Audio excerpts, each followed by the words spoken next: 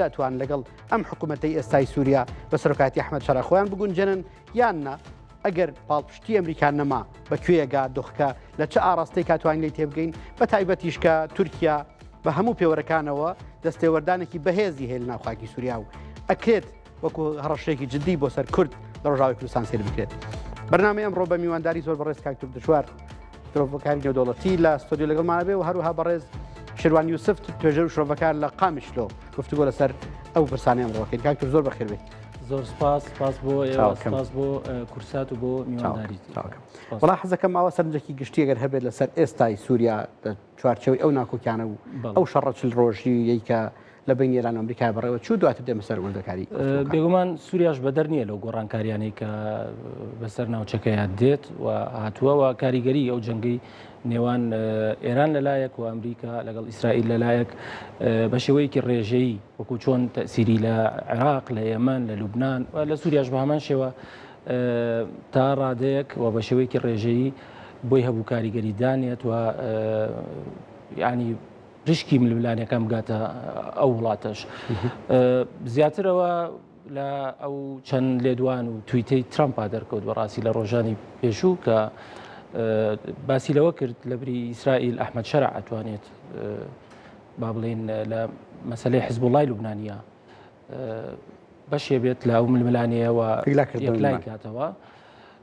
بەڵام یەکلاکردنەوەی ئەو ململانیە خۆی لە خۆیان ئالنگاری و بربەسی زۆر لە پێشە کە دواتر توانین باسی لەوە بکەین. زۆر ئەوتراکە کەوتنی ئێران یان با بڵێن لاوازبوونی ئێران لە قەزانجی سووریایە بوو. بەو مانایی کە ئیتر ئێران ناتوانێت دەستێوەردان لە سووریای تازەیە بکاتەوە. ئەوەی کە هەیە ئەحمەد شەرع و حکوومەتەکەی و ئەو هەژمونێکی تازە دروستی کردووە زیاتر نزیکە لە ڕاستەی ئەوەی کە پێتر ڕێکەوتنامەی ئیبراهیمی و وڵاتانی ئیمارات و قەتەر و سعودیە و تورکیا و یان جۆرەکان نارەکانی ئێران. ئەمە ئەکرێت بۆ داهاتوش بەم شێوە لێبڕوانیان نەخێر ئەگەر ئێران بەم پێگەی کە ئێستا خۆی ئەوترێت لە ڕێکەوتنەکەی لەگەڵ ئەمریکا سەرکەوتوو بوو ئەتوانێت دیسان جایتر بگەڕێتەوە بۆ سووریا. کاکتۆرۆکو باست کرد ئێران بۆ ساڵانێکی زۆر یعنی هەژمونی لە سووریا هەبوو و بەدەیان گروپی چەکداری پاڵپشتە کرد و ژمارە بوو لەوێ لەو ململانەیە کە هەیە لەژێر ڕۆشنایەوەی پێوترێ یەکخستنی گۆڕاپانەکان وحدەت ساحات با بڵین بۆیە ئەوێشی وەکو پارچەیەک لەو ململانەیە بینی کە لە ناوچەکەیە. بەڵام لەگەڵ گۆڕانکاری لە دەسەڵاتە لەوێ ئێران بە تەواوەتی لاواز دەرکەوتووە تا حدێک لەو هاوکێشەیە کرایە دەرەوە. ینی ڕۆڵێکی ئەوتۆی نەماوە لەوێنە ڕۆڵی سیاسی وەکو فشار وەکو هەژمون نا ڕۆڵێکی سەربازی با بڵین. بۆیە تا چەندێک تەسیرەکە ئەگەر ئێران لاواز بێت لەسەر سووریا یان چەندێک کاریگەریە بێت ئەگەر ئێران لەم ڕێکەوتنە توانی دەستکەوت بەدەستبێنێ تەسەوڕ ناکەم ئەگەر دەستکەوت بەدەستبێنێ بتوانێت بەو پێگەی جارانەوە بتوانێت لە سووریا دەسوەردات یان جێگە بگرێت یان ببێت بە ژمارەیەک لەو چونکە تورکیا جێگەی گرتەوە تا حدێکی زۆر و توانی هەژمونی خۆی بسەپێنێ بەسەر سووریا لەم قۆناغەیە. باش بەڵام ئێمە یەک شتمان هەیە کاکتۆر ینی هەموو جارێک ئەو هاوکێشانە جۆرەکان و معادلانە کە گۆڕانکاریان بەسەرادێ دەستشلکردن لە شوێنێکا و دەستونکردنەوە لە شوێنێکی تر ڕۆدا. بۆ نمونە رووسیا لەگەڵ ئەمریکەکانە لەو پەرناکۆکییا بوو بەڵام بینیمان کە لەم کۆتاییە تر بە تەواوەتی ئەمریکا ئەو پشتیوانی و پشتگیری و هەراهوریایی کە بۆ ئۆکرانیای کرد سارد بوویەوە لێی بەرامبەر رووسیا هەژمونی خۆی زیاتر بەهێز کردەمانە. ئەگەر بەم شێوە سێریکەن ڕێکەوتنی ئێران و ئەمریکا ئەگەر پۆینتێکی نهێنی تیا بێ دەربارەی سووریا بەتەنیش لوبنانەوە دیسانیش هەر چاوەڕێ ئەوە ناکرێت کە ئێران بگەڕێتەوە سووریا و یان نەخێت تازە ئێران کۆتایی هاتووە. بوونی ئیسرائیل لە دیوێک و تورکیا لە دیوێکی تر زۆر لە ئەگەری ئەو ڕووداوە ینی لاوازێکە بەڕاستی تورکیا بە هیچ شێوێ نایەوێت ئێران لەوێ ئەو پێگەی هەبێت کە جاران هەیبوو و تقریبا لە بەشێک لەو ناوچانە جێگەی ئێرانی گرتووەتەوە و لە دیوێکەوە ئیسرائیل نایەوێت ینی بۆ ئیسرائیل پرایۆریتی ئێستا مەسەلەی حیزب وڵایە وەکوەزانێەوە ینی سووریا کۆریدۆرێکە بۆ بەیاندنی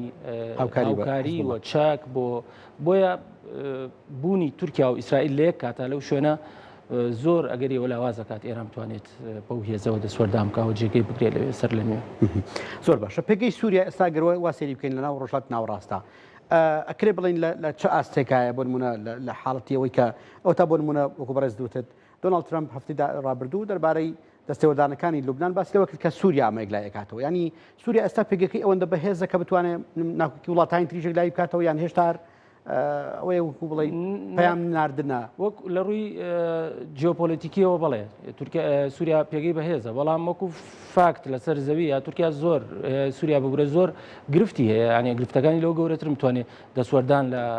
کاروباری ناوچەیەکی بکا بۆ یەکلاکردنەوەی ململانەیەکی تر وەجگەلەوە بربەست هەن ینی گرنگترین بربەست خودی تورکیا خۆیەتی لەوێ تورکیا بۆ تورکیا باش نییە سووریا تێوەگلێت لە ململانەیەک لەم قۆناغەیە و یەک پارچەی خاکی سووریای بەلاوە گرنگە و پێی وایە سووریایەک دروستکە کە خۆی هەژبوونی بەسەریا هەیە و سەقامگیرە لە قازانجی تورکیا نەوەک بێ بە بەشێک لە ململانەیەکی نوێ لە ناوچەکە جگەلەوە ئیسرائیلیش ناوێت بەبێ با بڵێن گەڕانەوە بۆ ئەو کارێکی وا بکرێت و لە ڕووی تەکنیکیەوە با بڵێن ڕاستە ئەگە بەراوردی هێزی حزب الله بکەین بە ئەو هێزەی سوپایی سووریا کە ئێستا هەیە ڕەنگە سوپای سووریا لە ڕووی ژمارە و قەبارەی توانای سەربازی زیاتر بێ بەڵام حزب اللهش بتوانایە بۆی هێزیانی زۆر بگەێنێ بە هەر سوپایەک نزیکی بێتەوە. ئەو کاتێک ئەحمەد شەرع هاتە سەر حکوم و گۆڕانکاری لە ڕژێمی سووریا ڕوویدا و دوای 57 ساڵ 47 ساڵ ڕژێمی بەشار ئەسەد و بنەماڵی ئەسەد و هەموو ئەمانە لە ڕئاستی یەکێتی ئەوروپا وڵاتانی ئەوروپا پێشوازیەکی زۆریان لەم هەنگاوە کرد بەشێکیان سەردانیانە کرد بەشێکیان بانک هێشتیانە کرد بەڵام لە بە دیاریکراوی لە شەڕی 12 ڕۆژەی ئێران و ئەمریکا ئیسرائیل و ئێران و ئەمریکا لە مانگی حزاری ساڵ ڕابردوو تا دواتر شەڕی 6 هەفتەی دواتر هەستەکەی چاوی یەکێتی ئەوروپا وڵاتانی ئەوروپا لەسەر سووریا لاوااسترە بێت ینی ئەمە پەیوەندی بەوە هەیە کە ئەوان پێیان وایترەوە تەواو لە بەرژەوەندی ئەمریکا و ئیسرائیلایە ناتوان هیچ بڵێن بوونێکی معنەوی و بوونێکی جدیان تیا هەبێت یان زیاتر پەیوەندی ینی من پێم وایە پەیوەندی ئەو سەرنجەیەکێتی ئەوروپا هەیبوو لە سووریا و ئەو پەیوەندی کرانەوە لە پەیوەندی بێدەنگبوونی لەو ماوەیە پەیوەندی بەوە هەیە کە فۆکۆسی شەڕەکە لەسەر شوێنێکی تر بوو ینی لایەنە هەرە سەرەکیەکانی ململانەکە شوێنی تر بوون نەک سووریا و سووریا تقریبەن مووقفی لەو ماوەیە دیار بوو چۆنەکە لەگەڵ تێوەنەگلانە و سەقامگیریە و دوورکەوتنەوەیە لە بوون بە بەشێک لە ئەو ململانەیەکە لەو ناوچەیە هەیە بۆیە بێدەنگیەکێتی ئەوروپا ئەوە بوو چونکە سرنجی دنیا هەمووی لەسەر زیاتر لەسەر جەنگێ بوو کە لایەنەکانی دیارن و تا ڕادەیەک دوورە لە گۆڕەپان لە ڕووی جوگرافیەوە لە سووریاوە جەنگەکە بەڵام بۆ سووریاش پێگەیەکی زۆر لاواز دەرکەوت یان ڕاستە نەبووە بەشێک لە ململانەکە بەڵام بینیمان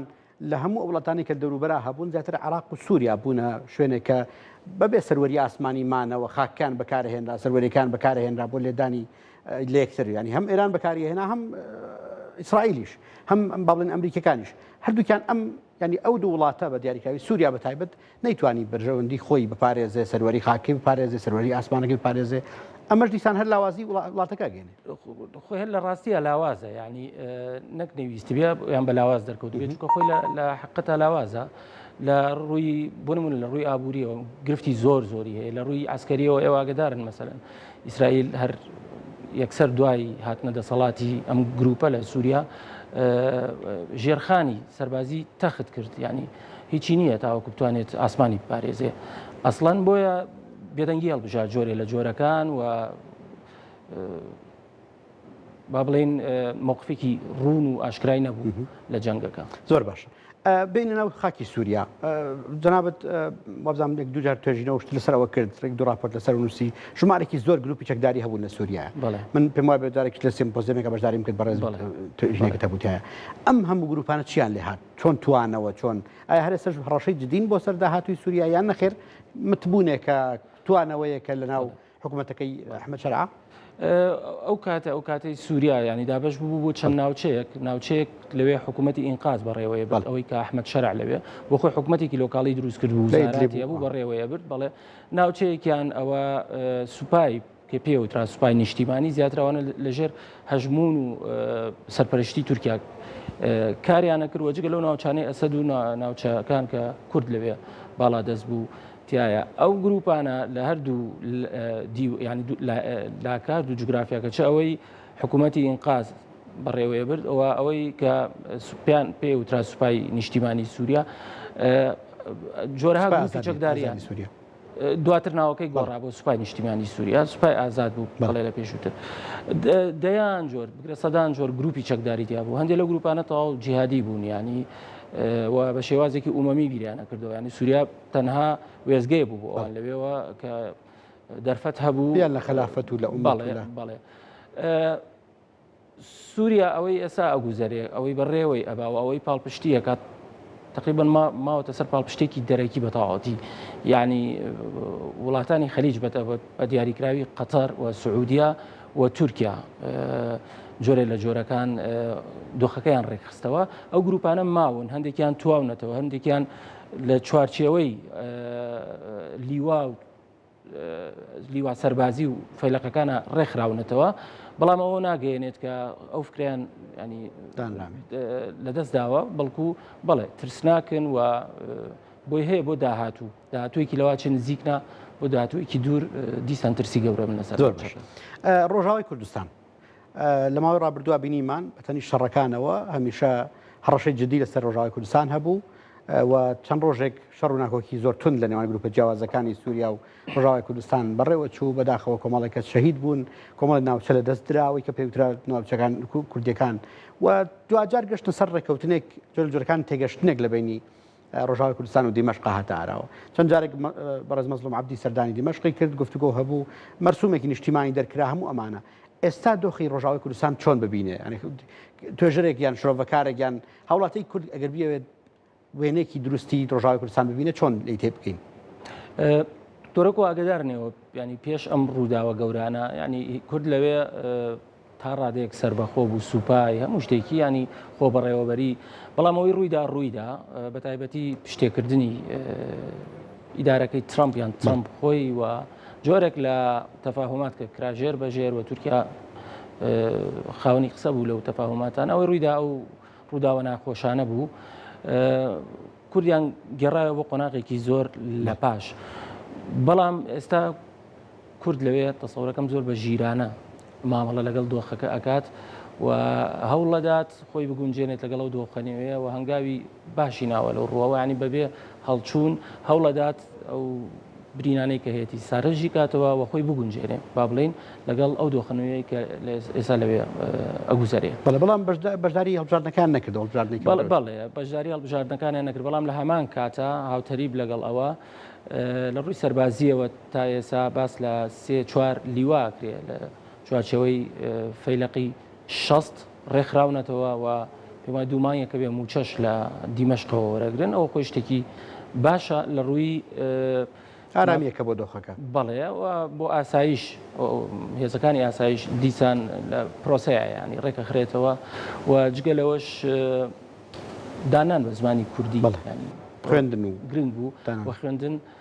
ڕێگەسەرەوەی ڕوویدا و منطقانە لە بەروی چەند ساڵێکە کورد خۆی بەڕێوەیە با خوێندن بەتەواوەتی کرابوو بە کوردی تا ئێستا دەست نەبراوە بۆ ئەو مەلەفەوە جۆرێک لە گفتوگۆ هەیە بۆ ئەوەی بەو شێوەیە بمێنێتەوە لە ناوچە کوردیەکان کەواتە ینی ئەوەی ڕوویدا زۆر تاڵ بوو بەڵام ئەوەی ئێستا ئەکرێت هەوڵێکی باشە بۆ ساڕێژکردنەوە و تیمارکردنی و قۆناغی زۆر باش ئەگەر وا سەریکەین ئەم شەڕاوەکو پێشتر وتم شەڕی ئەمریکا و ئەڵێن ناکۆکی ئەمریکا و ئێران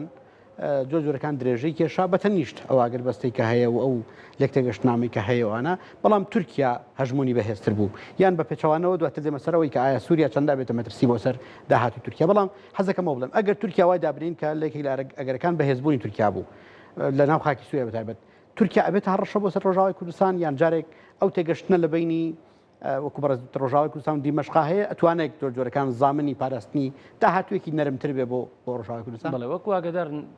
ئەم لێک تێگەیشتیان ئەم ڕێکەوتنە کورد زۆر بەهێزتر بووتیایە بەڵام تورکیاوی پێ قبول نەبوو دەسوەردانی کرد و ئەو مەرجانەی کە کورد دای نابوو ئەو داواکاریانە با بڵێن سەقفەکەی دابەزی بۆ ئەوەی ئێستا هەیە ئێستا تورکیا تا حدێک خۆی چاودێریەکەوە ئاگدارە و نەیویستوە دەسوەردا پێی وایە ئەمە ئەو هەڕەشەیە نییە ئەمە ئەوەی پێشوو نییە و ئەکرێت مامەڵە لەگەڵ ئەو دۆخەیە بکە ئەوش دانەپراوە لەو پرۆسەی کە لە تورکیا خۆی بەڕێوە چێو پرۆسس سیاسێ و ئاردۆگان لە قۆناغی داهاتووە پێویستی بە کوردە بۆیە دەستبردننی ینی زیاد لە پێویست بۆ مەلەفی سووریاوی پەیوەندی بە کوردەوە هەیە بۆ هەیە کاریگەری بەتەنیش پرۆسی ئاشتیەوە نەرێنی لەسەر پرۆسی ئاشتی بکات و دەرەنجامی هەڵبژاردن. بەڵێ ئەگەر پێچوانەکەی وەرگرم جارە ینی جناب دزانی کە ئەو کاتێک کە شەڕی 12 ڕۆژەی ئێران و ئیسرائیل و ئەمریکا بەڕێوە چوو دەوڵەت باخچەلی قسێکی کردوەتی لە دوای ئێران سەرەی تورکایە ینی ئەبێتە هەڕەشەکان لەسەر تورکیا زیاتر ئەبن بە هەڕەشەی ئیسرائیلی هەڕەشەی ئەمریکی ئەوانە با وای دابنین ئایا سووریا ئەبێتە شوێنێکی ملانێ بۆ یەکلاکردنەوەی دۆخی تورکیا لە داهاتوە ئەگەر وەگوتم ڕێکەوتنی ئێران و ئەمریکا تا ڕادێک ئاسانتر ڕۆشتە پێشەوە بەڵام خۆ جارە زانین ئیسرائیل هێتە پێشەوەم جارە بەدڵنیاییەوە کاریگەری ئەو هەژمونی کە بەڕێز باس کرد تورکیا لە ناوخاکی سووریایە بەلا ئیسرائیلەکان ڕەنگە جێگەی قبول نەبێت تورکیا ئەکرێوە واسێری سووریا بکات کە لە داهاتوە بێت هەڕەشە بۆ سەری خاکی سووریا بەتابێت جوگرافیای سووریا ئەتوانم بڵێم بڵێ وەکو باسمان کرد ڕاستە ئێستا ئەولەویەت بۆ ئێرانە و حزب الله ئیسرائیل ئەو کەیسەیەک لاکاتەوە بەڵام ئەوە ناگەێنێت کە تورکیا هەڕەشە نیە لەسەر ئیسرائیل هەندێک لە توێژەرە ئیسرائیلەکان پێیان وایە هەڕەشە گەورەکە تورکایە دواتر ئێران دێت ینی بۆیە ئەو یەکلاکردنەوەی ئەو دۆزاوەی ئەوەی ئێران ئیسرائیل حتمما ئیسرائیل بۆ ناوەستێت و ئەوانەی نەیارین لە ناوچەکە هەوڵەدات بە شێوازی لە شێوازەکان لە هەژمونی خۆی فەرزکە و فەرزکردنی هەژمونی ئیسرائیل ئۆتۆماتیکی لە سووریایە واتە لێدان لە پەرژەوەندەکانی تورکیا بۆیەوە ئەگەرێکە بەڵام لەواچێت زۆر نزیک نەبێت لە قۆناغی لە قۆناغەکانە ئەوە ڕوودا باش بەڵام هەر سەر ئەو بەرژەوەندی قسە بکەم زۆر جار ئێمە بۆمونە ئێران بینیمان بەرژەوەندەکان ناو سووریا کۆتایی پێهات بەڵام خاکی سووریا نەبووی هەڕەشەیەک بۆ سەر ئێران بۆ تورکیاش هەر هەمان سیناریۆ بۆ شەوەی ڕۆگەداتەوە یان ینی با بڵێن بەرژەوەندەکانی سووریا لە ناو تورکیا لە ناو سووریا کۆتاییان پێدێت کەمە بنەوە دەستی تورکیا لاوازە بێت بەڵام ئایا سووریا وەکو پێگەیەکی جوگرافی ئەبێت هەڕەشە بۆ سەر تورکیا ئەوەی پەیوەندی بە ترسی تورکیاوە هەیە لەو ڕوەوە کووردە مەسەلەی کووردە لاوازبوونی ڕۆڵی تورکیا لە سووریا ئۆتۆماتیکی واتە بەهێزبوونی کورد ڕۆڵی کورد و تورکیاوی پێ قبول نییە بە هەڕەشێکی گەورەی بینیە تەنانەت دورزیەکان کە گروپێکی ئیتنیکی بچووکن ینی لە سوۆیدا تورکیا بە ڕێگەی جیاواز هەوڵیدا ئەو ئەزمونش لەبار بەرێ بۆیە بەڵێ ئەگەر هاتوو لەوێ بۆ ساتێک تورکیا لاواز بێت ئۆتۆماتیکی ئەو ترسە گەورەی کە لە دڵی هەر تورکیاکە ئەویشەوەیە با بڵین بەهێزبوونی کورد و ئەو ناوچەیە زۆر باش عراق ماوەی ڕابردوو ئەوەی کەوترا یەک دوو جار پەیامی هەواڵگیری و پەیامی ئەمنی لە بینی سووریای نوێ و عراقا هەبوو ئاڵوگۆڕی بیرڕا هەبوو و تەنانەت قسە لەسەر ئەو کەسایەتی واڵێن ئەو هەڵاتی عراقیانە ئەکرا کە لە ناو زیندانەکانی ئەلهۆل و ئەوانان کە لەناو سووریا بوون دواتر باس لەوە کرا کە بەشێک لە زیندانەکانە گوازێنەوە بۆ عراق ئەم پەیوەندی عراق و سووریا لە سووریای نوێیە چۆن ڕەنگەداتەوە ینی تقریبا پەیوەندیەکی تەکنیکی بوو نەک پەیوەندیەکی سیاسی لەسەر ئاستێکی بەرز و ئاڵوگۆڕی پەیوەندیەکان وەگەڕانەوە ئاسایی بوونەوەی پەیوەندی تەکنیکی بۆ عیلاقی بەشتی وەکو گەڕانەوەی ئەوانەی کە دیلن زیندانن لە کەمپیۆڵ ئەو زیاتر لە ڕێگەی هەسەدەوە ئەکرا و کاتە چکاسە دەلەوێت بەهێز بوو بۆیە پەیوەندیەکان تەسەوڕەکەم زۆر ئەمنی سنووردار بن نەک پەیوەندیەکی سیاسی بەهێز پەیوەندێکی ئابووری بەهێز نەخێر تا ئەم عراق خۆیە بارێز لەوەی کە هەڵپەیمانی ئێرانە لەبەرەوەی کە ینی بۆ شوێ لێگرێتەوە زۆر چاکە هەر لەسەر عراق حەزەکەم ئەوە بڵێم کە ینی خوێندنەوەیەکی تر ئەکرێت بۆ شوێ سیر بکرێ عراق بەو پێی کە لە ڕابردووشە نەیتوانێت دۆستێکی باشی سووریەکان بێت یان چەو کاتەش کە سووریا بەدەستی بەشار ئەسەد و بنەماڵی ئەسەدەوە بوو پەیوەندی نێوان عراق و سووریا هەمیشە پەیوەندێکی ئەوە نەبوو بڵێ زۆر بەهێز بوو بێ چ لە سەردەمی ڕژێمی سەدام حوسێن چ دواتریش ینی سووریا ڕەنگە نقطەیەکی یان خاڵێکی گرنگ نەبوو بێ بۆ عراق و بچوان شو عراقیش بۆ هەمان شەوە بۆ سوورەکان بەڵام ئێستا زۆر باس لەوە ئەکرێت کە عراقیەکان لە ڕێی کۆمپانیا جیاوازەکانەوە خەریکی وەبەرهێنان لە ناو خاکی سووریا جوڵەیەکی فراوانی اقتصادی لەم بەینا دروستە بێت ئەمە بە دوای بەدیلەگەڕانێکە یان ئەوەی کە بۆ نوێسەر کۆماری پێشووی عراق جارێکیان باسی لەوە کردوتی ئەم پێویستە بگەڕێن وڵاتە عەرەبیەکان باڵێن لەو ڕوانگەوەیەوە سەیری وڵاتە عەرەبیەکان بکەین کە ئەکرێت شوێنێک بن بۆ گەشەپێدانی ئابووری عراق بۆ گەشەپێدانی سیاسی عراق. سووریا وەکو وڵاتێکی عەرەبی مامەڵ لەگەڵا ئەکرێت لەم پێگەیان هێشتا وەکو جۆرەکان لەژێر کاریگەری ئیسرائیل و ئەمریکایەوەیە و زۆر متمانی پێ ناکرێت بەو شێوەیە. ڕەنگە مەبەست لەوەی بگەڕێنەوە بە وڵاتە عەرەبیەکان ئەو وڵاتە عەرەبیانەی کە ئابووری باشیانەوە ئەژمونیانەیە لە مەنطقەکە وڵاتی دیارن نمونەی سعودیا، ئیمارات، قەتەر، نەک سووریا. بازرگانیەکی تا ڕادەیەک دیاریکراو هەبوو لە بینی عێراق و سووریایە، بەڵام پێم وایە یعنی هیچ ئاماژەیەک نییە بۆ عێراق بەتەما بێ وەبەرهێنان بۆ نمونە وەبەرهێنانی گەورە بکات لە سووریا. هۆکارەکەی دیارە، یەکەم ئەو جۆرە تەشەنوجەیە کە لە بینی ئەم دەسەڵاتی ئێستا هەیە و حکوومەتی عێراقی، دومیش ژینگەی وەبەرهێنانە لەوێ، چونکە سووریا تا ئێستا وەکو ئەوەیە بینرێت لە دەرەوەی ڕاگەیاندنەکان و میدیا وێنایەکە کە وڵاتێکە لەسەر پێی خۆیەتی وە، بەڵام لە ئەوەیە گوزارێت وەکو باسم کرد بەشێکی زۆر پشت بە هاوکاری چەند وڵاتێکی دیاریکراوە بەسێت و وەزعی ئابووری زۆر خراپە و تەنانەت وەزعی با بڵێن ئەمنی و ئاسایش لەوێ جێگیرە بۆ گرفت زۆرە بۆ هەر کۆمپانیەک بێوێت لەوێ وەبەرهێنان بکات. زۆر باش. ئەمریکا بابڕێمەوە سەر باسی ئەمریکا و سووریا، ئەو پەیوەندی ئێستایی کە لە بینی ئەمریکا و سووریا هەیە، پەیوەندیەکە کە بۆ داهاتووی سووریا بتوانێت سوود بە وڵاتەکە بگەێنێ؟ زیاتر ئەم پەیوەندی ئێستا لە نێوان ئەمریکا و سووریا هەیە. ئێمە بینیمان ئەحمەد شەڕا قسە فەرمی لە ناو لیستی ترۆ دەرهێنرا لە 10 ملیۆن دلار دیاریەوە گوازرایەوە بۆ عەتر لێدان و بۆ قسەی خۆش و بۆ بەشداری لە کۆبوونەوەکانی کۆشکی سپی و بۆ میوانداریکردن و دواتر پەیام ناردنی جیاوازی دۆناڵد ترەمپ و ئیدارەکەی بۆ پشتیوانی سووریا و تەنانەت ڕۆڵی قەتەر ڕۆڵی سعودیە لە کۆبوونەوە جیاوازەکانە. یعنی ئێستا سووریا ئەکرێت وەکو هاوپەیمانێکی ئەمریکان سیر بکرێت یان هێشتا هەر وەکو دۆخێکی تەکنیکی ئەوەیە هاتووە؟ خۆی ئەو پەیوەندی ئێستا هەیە، ینی لە بینی سووریا و ئەمریکا لە سەرەتای هاتنی ئەم دەسەڵاتە نوێیە کاتیە تاوەکو ئێستا سروشتی نییە پەیوەندێک، چونکە لە پڕ ئەمریکا 180 پلە بۆچوونی بەرامبەر سووریا گۆڕا و شتەکان زیاتر ترامپەوە ئەو کەسانی کە دایناوە لە ناوچەکە وەکو تۆم باراک ئەو مەلەفە بەڕێوە ئابات بۆ یەکرانەوەیکی نائاساییە و ناسروشتیە بەبێ ئەوەی سووریا هەنگاوی زۆری نابێت، ئاسانکاریکی زۆری بۆ کراوە تا حەدێک باس لە لابردنی سزاکان ئەکرێت کە ڕەنگە ئەوە لەم 2 ساڵەیە هەمووی جێبەجێ نەکرێت، ینی ئەستەمە، بەڵام سروشتی نەبوو، ینی کرانەوەی ئەمریکاوە ئەو پەیوەندی کە ئێستا لە بینی سووریا هەیە بۆ وەسعی و لەگەڵ ئەمریکایە زیاتر ترامپە ئیدارەی و پەیوەندی ئەدات و پێم وانییە با بڵێن داوایری بڕیاردان لەناو ئەمریکایە بە هەمان شێوەی ترامپ بیرکەنەوە دەربارەی سووریا، بەتایبەتی میراتێکی زۆر لە مەسائلی ینی کێشەماوەتەوە لە سەروی هەموویانەوە مەسلەی تیرۆر ئەوە هەموو گروپە چەکدارەیە کە ئێستا ئازادن لەوێ ئاسوڕێنەوە و شەرعەتیان وەرگرتووە و حکوومەتی سووری نەیتوانیەوە چارەسەریان کات. بۆیە نەخر سروشتی نییە پەیوەندی. بەڵام زۆر باش دێم وەلای بەڕێزت کاک شیروان ئێوارە باش، کاک شیروان یوسف ڕۆتێژین و دەوڵەتی لە قامشلۆ لەگەڵمانە. ئێوارە باش خۆشحاڵم کە پێکەوە گفتوگۆکەین. حەزەکەم باسی ڕۆژاوای کوردستانم بۆ بکەی لە ئێستاە دۆخی ڕۆژاوای کوردستان چۆنە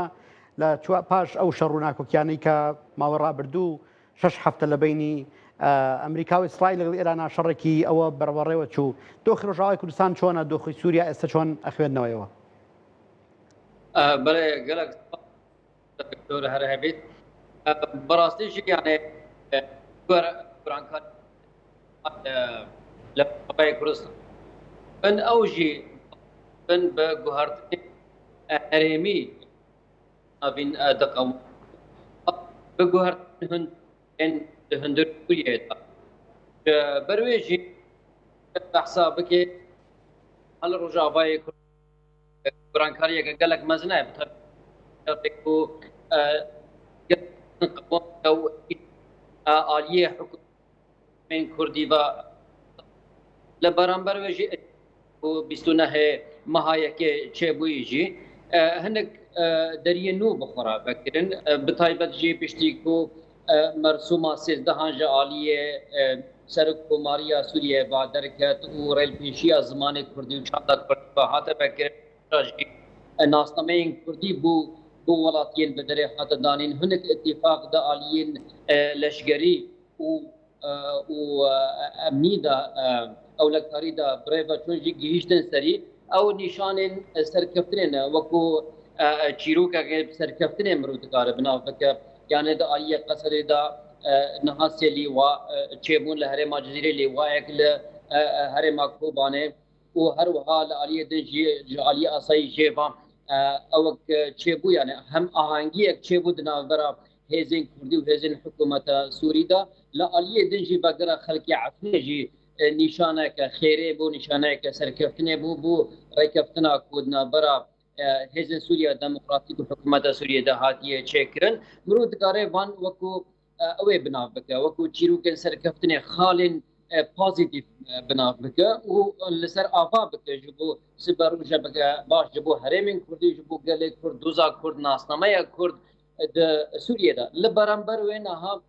قالت اوهم تشالنجن ركبريين لهمبر في اتفاق جي هنا دو وقت كده كو هنك آلي دخوازن في اتفاقية وك حلاندنا هيزن سوريا ديمقراطيك نبونا ويبنا بكن دخوازن وكو چاوا زمان كردين زمان پرورده بنا بكن وكو زمانه كي نجتماني وك اكسين تكن نجتماني لهندر سوريا ده بنا بكن اوا بقى شروع فكرن نراست وند جهدا اتفاقا بستونه مهايكي نابرا قصده وحكومت دا ابا بقرا شاشتيان دينش برين فرنگي قلت انا ليه بكشتي برودكاره بيجكو انها اتفاق ريت بيك بيبا بيجدا دشب هاي شيء يعني ما بخوت تخمين نذكر او ان تقربون يعني انتجريشن نابرا قصده او هزن حکومت دا چه بدا وی باشگیر هزن قصده اللي واقع بين الحرم الجزيره تشون حتى پایتخت شامل و درې پرورده کیدن دنابا ارتشا سوریه دا جبر وی هم آهنگی ک پریکټیک پوزیټیو چې د کومو کار په حساب قابل رني بدايه دا کل جبر وی شي انها پیوستی شو باندې هي پیوستی خباتك قالك مازن برتاحية يعني ما في قالك نتني بقانون كسر كمارية بداوي دبنا دبي قانون سيزدهان آپ دركتيه مرسومة سيزدهان آپ دركتيه دبي الدستور السوري يا دائمي دا جيب البرلمان السوري دا قريب وبرنجي بتشتكي يعني بقر جنينه وقت شوارعها ما في قال كنت دستور عراقي دا لباشر كردستان وعراق دا هاتيه غارانتي كرت يستي بقابل خباتن برنجينا يعني لان حال بيشيا ما قال لك يعني قال لك كماسي انا متقرب حساوي بك بتايبه جيد عاليه پرورده هدا ان اعترافا هذا سوري بناسنامين بناسنامين پرورده دي خاطك ليه بشاروجا سبروجا پرورده بزمان كردي چيه هيجي اتفاقك يعني بربچاو سربيه كينينا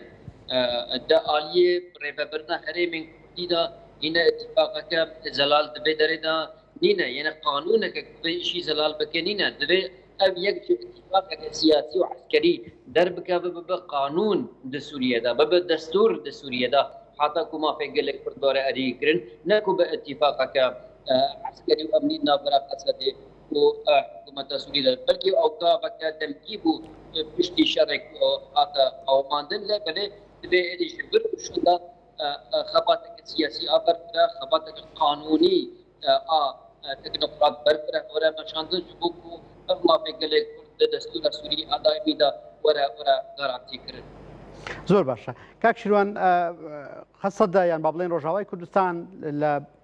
هەڵبژاردننی ئەمجاری پەرلەمانی شاما بەشداری نەکرد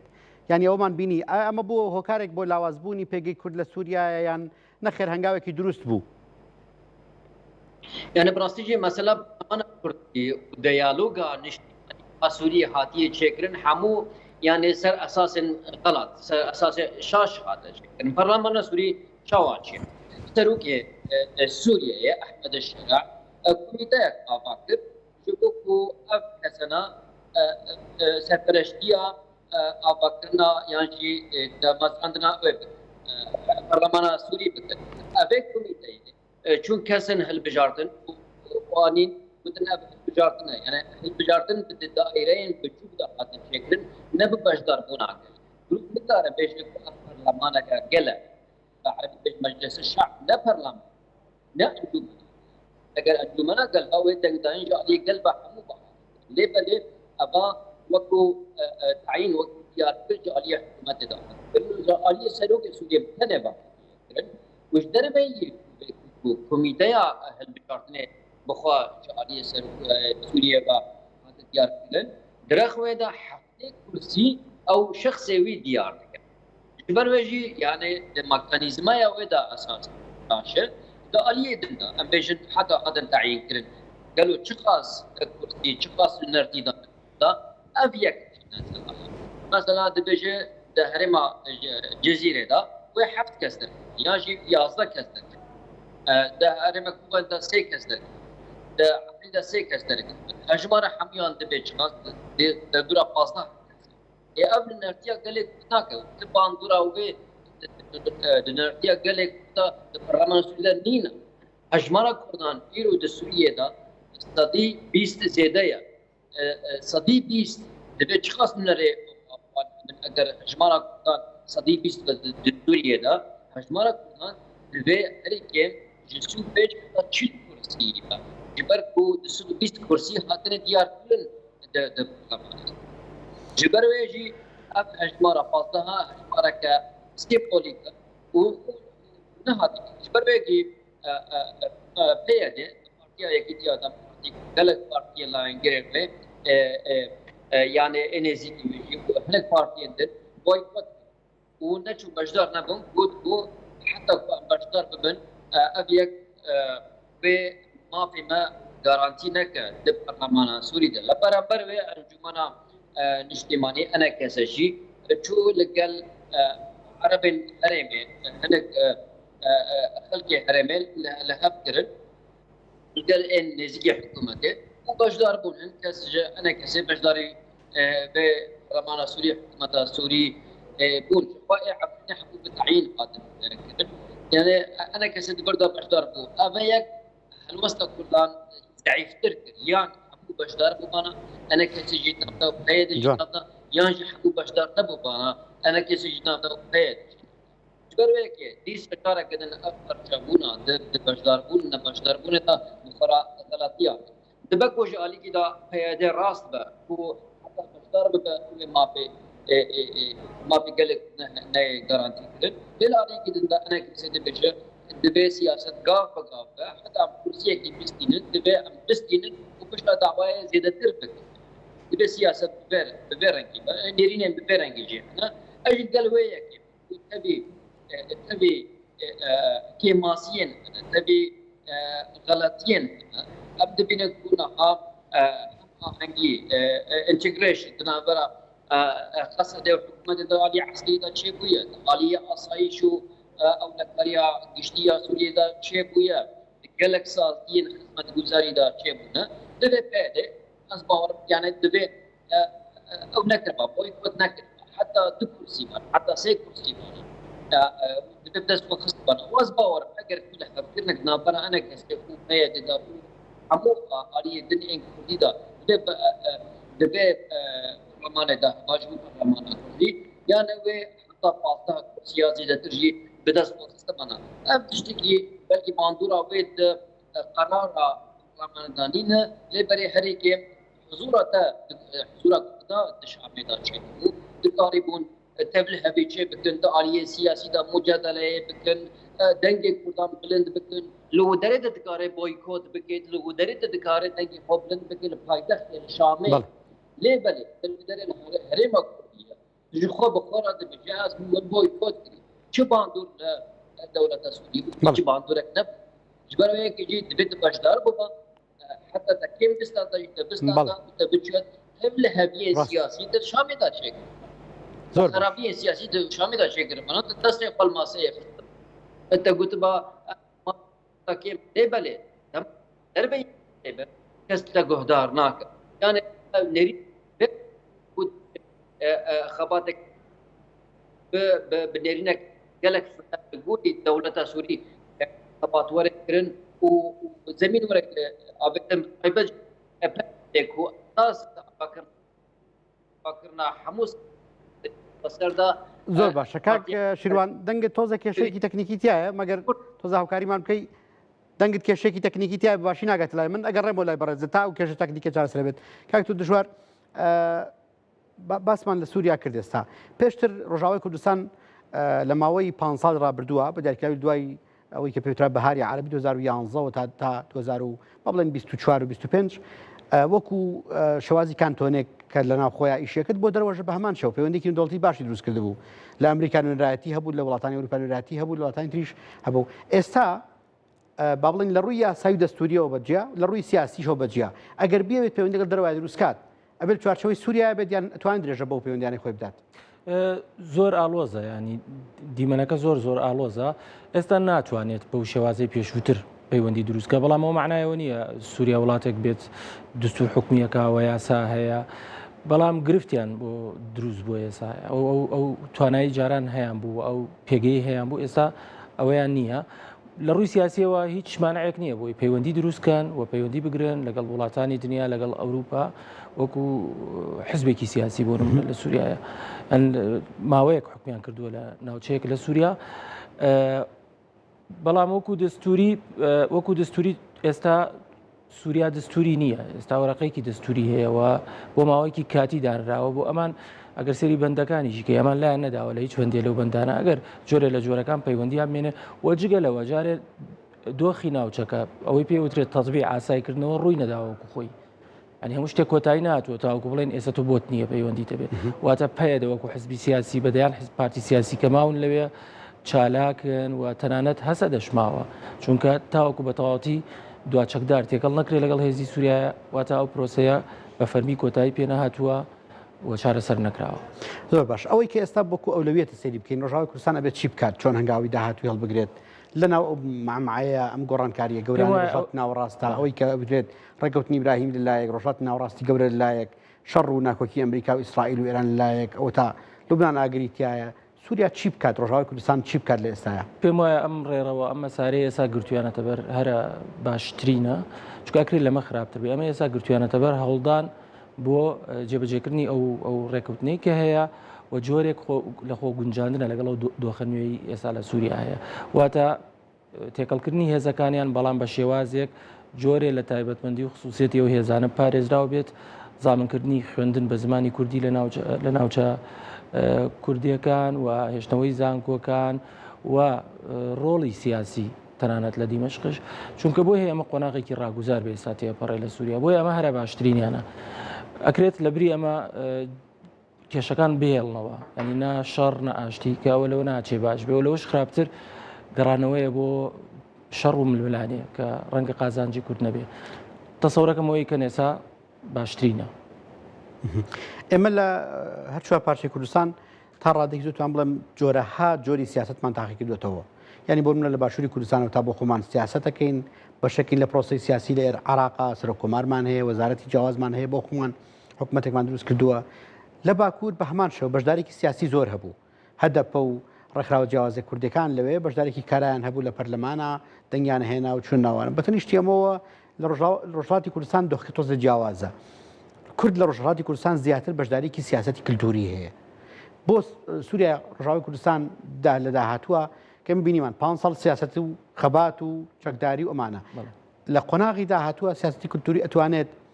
بەهێز بێ بۆ ڕۆژاوی کوردستان لەو ناوچانەی کوردی لێ بەڵێ ئیشی باشی لێکرا لە ساڵانی ڕابردوو لە پاش 2011 تاوەکو 2024 یعنی با بڵێن ژێرخانی بۆ ئامادەکراوە و پێم وایە زۆر بە چڕیشیان لەسەرێکە ئەو ساڵانێک کە باسیەکەم و پێم وایە ئێساش جۆرێ لە جۆرەکان ئەکرێ بکرێت ڕەنگە وەکو ئێران نەبێت بە حکمی ژمارەی کورد لەوێ و دابەشبوونی جوگرافی ناوچە کوردیەکان لە سووریا جیاوازە لە تورکیا واروها لە ڕۆژهەڵاتیش لە ئێران ئەگەر وای دابنین کە بۆ داهاتوو ڕۆژاوای کوردستان ویستی بیر لەو بکاتەوە کە هاوپەیمانی ئیسرائیل بێت پێت وایە کە ئۆپشنێگە بێت دەتوانن شی لەسەر بکەن تورکیا قبوڵێکە سووریا خۆی قبوڵێکە ئەم دۆخە چکە ئێمە ئەزمموی ڕاستە خۆمان نییە لە پەیوەندی لەگەڵ ئیسرائیلە نە لە باشوور هەمان بووە نە لە شڕات نە لە باکوور سووریا هیچ ئەگەرێکی ئەوەی هەیە بتوانێت ئەمە ئەزموو تاقیکاتەوە ڕۆژاوای کوردستان بەبێ زەماناتی گەورە باوەڕ ناکەم نە لە پێشوو نە لە ئەم قۆناغش ئامادە بوو بێتن بیکەن من پێم وایە یعنی ئەگەر تورکیا خۆی کۆمەڵێک گارانتی بدایە بە کورد لەوێ کورد گرفتی نەبوو لەگەڵ تورکیا پەیوەندەکانی ئاسایی کاتەوە ئەو ترسی کە تورکیا هەیەی بیڕوێنێتەوە بەڵام تورکیا نەیتوانی ئەوە بکە ینی یان ئامادە نەبوو ئەگەر چی ئێستا هەندێک گفتوگۆ و کۆبوونەوە هەیە بەڵام وەکو پێویست نییە تا ئێستا شەو ئەو قەناعەتە لای تورکیا وەکو دەوڵەت دروست نەبووە کە کورد لە سووریایە جۆرێ لە جۆرەکان جێگە بگرێت و پێگەی هەبێ لەگەڵ ئیسرائیلە ئێستا دیار نییە ئەو ناوچەیە چی بەسەرادێ ینی جارێ زووە بۆ حکومدان چکە جەنگی ئێران یەکلان نەبووتەوە ئێران ماوەوە بەهێزترین گروپی چەکداری ئێران لە ناوچەکە حزب اللهە لەوێ ماون و ئەمریکاش تەنانەت لەگەڵ ئێران هەر زیاتر شتەکان میدیایی بینین لێڵن ینی بۆی ئەمانە هەمووی کاتیەوێ بۆەوەی یەکلا بێتەوە دواتر دەرەکەوێت لە قۆراغی داهاتووە تا حدێک مەودای ناوەڕاست و دوور پەیوەندی و هاوپەیمانەتەکان چۆنیە بێت زۆر باشە تورکیا لە ماوەی ڕابردووە لە سەر 4 شێوێزی جیاواز 4 ئاراستی جیاواز ئیش لەسەر پرۆسە ئاشتیە کرد دانێکیان پەیوەندی بە باشووری کوردستانەوە هەبوو ئێمە زانین کە لە ساڵین ڕابردووە ژمارەی ئەو هێرش درۆنیانی کە لەسەر باشووری کوردستان بەتایبەت لە سلەیمانی هەبوو زۆر بوو و تا ڕادێکی زۆر بوو بە هۆکارێک بۆ وەڕستکردنی ناوچەکە با بڵین فڕۆکخانەی سلێمانی داخرا دۆخەکە زۆر نالەبایی ڕۆشتە پێشەوە وەرگرتنی ویزا بۆ کوردان لە سلەیمانی بەتایبەت زۆر سەخت بوو بەڵام ئێستا لە پرۆسەی ئاشتیا لەگەڵ باشووری کوردستانە ئاشتبوونەوەیەکی باش هەیە ینی ڕێگایەکی خەریکە تەختەکرێت لەگەڵ سلەیمانی بەتایبەت خەریکە جۆرەکان چتەوە سەر ڕێڕەوێکی ئارام لەو لاوە لەگەڵ باکووری کوردستان بۆ ناوخۆی کوردستان پرۆسەی ئاشتی هەنگاوی باشی بڕی ینی با بڵین بۆ مانای کاریکەی لە قۆناغە باشەکانە بۆ باکووری کوردستان بۆ ڕۆژاوای کوردستان کاریگەری پرۆسەی ئاشتی چی بۆ لەسەر ڕۆژاوای کوردستان ئەگەر واسی دیکەین هەمویان پەیوەندیان بەیەکەوە ینی ئێمە ناتوانین مەلەفی کورد لە سووریا جیاکەینەوە لە مەلەفی کورد لە تورکیا ئەگەر بە جوگرافیا جیاکراوەتەوە چونکە ڕنگدانەوەی ڕاستەوە خۆی ئەبێت تورکیا بەظاهری هەنگاوێکی نەناوە بۆ ینی نیشاندەری ئەوە بێت کە پرۆسی ئاشتی ڕاستە خۆ کاریگەری لە سووریا کردووە بەڵام بە کردان ئەکرێ ئەوە کرابێت ڕێگەدان بە حکوومەتی شەرع کە بەتەواوەتی یان تا ڕادەیەکی زۆر لە ژێر هەژمونی تورکیا ڕێگەدان بەوەی کورد کۆمەڵی مافی کللتوری بەدەستبێنێ ئەو دەستکەوتێکی کەم نییە تورکیا ڕێگری لێ نەکردووە وە تێکەڵبوون لەگەڵ پاراستنی خصوصیەتی هێزە سەربازەکان بۆیە پێم وایە جۆرێ لە جۆرەکان چاوداخستنە لەوەیە گوزارێت زۆر باشە کاک شیروان کاتی بەرنامەکە زۆر نەما بەڵام حەزەکەم کۆتا پرسیار لەگەڵ بەڕێستا بم وای دابنین کە ئێستا سووریا لە چوارچەوەی ئەو شەڕ و ناکۆکیانی کە لە بینی ئێران و ئەمریکایە هەیە ئەتوانێت پێگەیەکی خۆی هەبێت وە حەزەکەم بە دیاریکاری باسیەوە بکەین کە بۆ داهاتوو چۆن سەیری سووریا بکەین ڕۆژاوای کوردستان لە ناو سووریا و سووریاژ وەکو جوگرافیا گەورەکە ئاڵنگاری کێشەکان ئەو تەحەدیانی لە بەردەم سووریا چییە بن؟ بله میوانێتە کو چاوا پروسه ئاشتیە لە باکوورێ کوردستانە چاوا لە سووریا دکە گێرەدای شەڕێ نەها لە ناوبەرە ئیسرائیل و ئیرانێدا ڕاستیژی گوتکارە گرێدانەکە دەرەنگی چێ بکە دۆختێکدا کو سووریا نەها قادەکە پێشبازیەیە دناوبەرە منافەسەیە دناوبەرە ئیسرائیل و تورکیەدا کو هەرکەس دخوازێ هێزا خوازێتر بکە لەسەر ناوەندە بریارێ لە پایتەختە شامێ لەسەر بازرگانیە سووریە و هەروها لەسەر ئەولەکاریە سووریا هەرکەس دخوازێ هێزا خۆ هەندر سووریەدا زێدە بکە هەم ئیسرائیل هەمجی تورکیا کوونەها پشتی شەڕێ عێریشا لەسەر ئیرانێژ عالیە ئیسرائیل و ئەمریکایەوە بێ ترسا یا گوهارتنا مەزن ڕۆژلاتە بیندا حەسیە بەروەیەکێکی دەست بە پروسەیە ئاشتیە دهندر باکوورێ کوردستان کردی و پارالەلی وێ نەها دخوازە پشتگیریە بێ اتفاقت نابەرا هێزە سووریا دەموکراتی حەسەدێ و حکوومەتە سووریە بکە ji بەروەیەکێکی تورکیا هەوڵ دەدە اتفاق لەگەڵ کووردا دهندر سووریەدا jî bike ڕۆژاوای کوردستانê jî bike û proseya aşîtî ya li bakur bi itîfaqa Kurdan a li Sûriyêda bi heva girê paralelî hevdû dide meşandin eger kêmasiyek li bakur derkeve دیپلۆماسیە لە ڕەباژی دەردەخینە ئەگەر ڕەبا دەربخینە لە باکوورجی دەردەخینە بەرەوەیەک دێژی تورکیا هەموو دەدەک و باکوورێ سووریە هەموو کۆ درێژاهیەکە کوڕاهیەکە ji dewleta Tirkiye ra dixwaze xwe vegirê bide. Ji ber wê jî Tirkiye hewil dide ku ev herêmeke ew ê be istiqrarê be, herêmeke aramiyê be. Di wextekê de ku şer di navbera İran û İsraîlê derbikeve ji bo ku Kurd jî nebin bereya dij Tirkiyeyê lê berê bibin bereya Tirkiye îtîfaqeke di çarçûbeke îtîfaqa li gel Kurdan. Hem li Rojava hem jî li Tirkiyeyê. Ji ber wê jî mirov dibin behsa اوي بكي مجال كونها اتفاق تركيا فردا و تركيا جي paralelي هبدو انجامك بينن اگر انجامك ابيك هم الاراميه سوريا طبعا دهندو تركيا طبعا زۆر سپاس بەڕێز کاک شیروان یوسف توێژینەوەڵتی لە قامش لەگەڵمان بووی بەڕێز کاک دژوار ئەنوەر توێژین شۆڤەکانی وڵتی دەستێژمان بینانی بەڕێز سپاس بۆ بەڕێزشان کە تا ئێستا لەگەڵمان بوون تا بەرنامێکی تر بەخوای گەورتانە سپێرم خواتان لەگەڵ بێت.